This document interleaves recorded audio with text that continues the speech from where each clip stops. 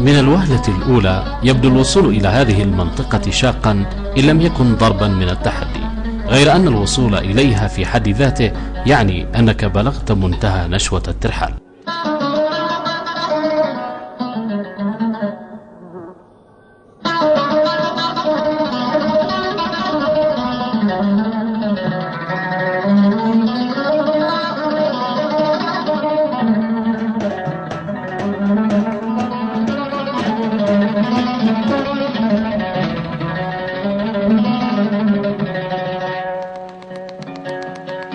هذه هي وصاب العالي، رحلة خرافية إلى قمة الخضم الأخضر وأمواج الغيم، سفر محلق على جناح الشموخ والكبرياء إلى أعالي الطبيعة البكر التي تتجلى فيها روعة التآلف الندي بين خضرة القمم وزرق الغمام.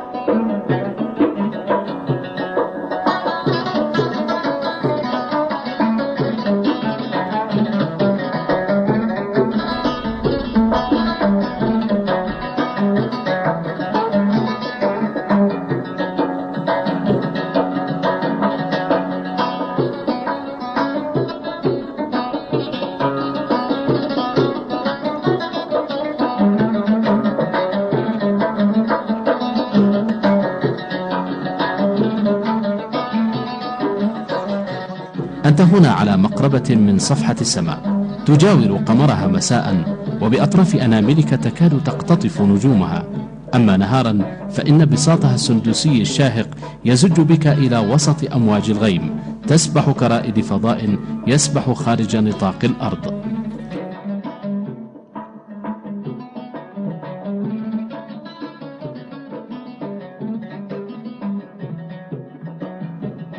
ثمة تضاريس صعبة وإمكانيات بدائية تجعل الترحال إلى وصاب أشبه بحلم، إلا أن صعوبة تضاريسها أضافت إليها ميزة سياحية جعلتها مهوى الأفئدة، فكثيرا ما ينقاد الناس لاقتحام الصعاب وخوض مغامرة التسلق إلى القمم السحرية بغية احتضان قمة والاستلقاء على صدر غيمة واقتناص إطلالة شاهقة من على شرفة النجوم.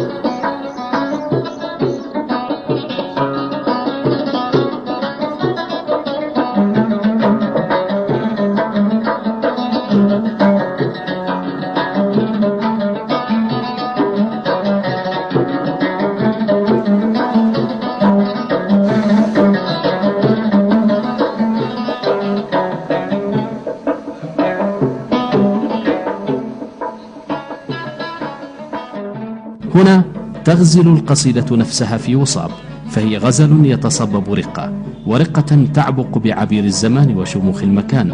العذوبة تتجسد هنا في أرق تفاصيلها، وشموخ التاريخ في أرقى مهابة.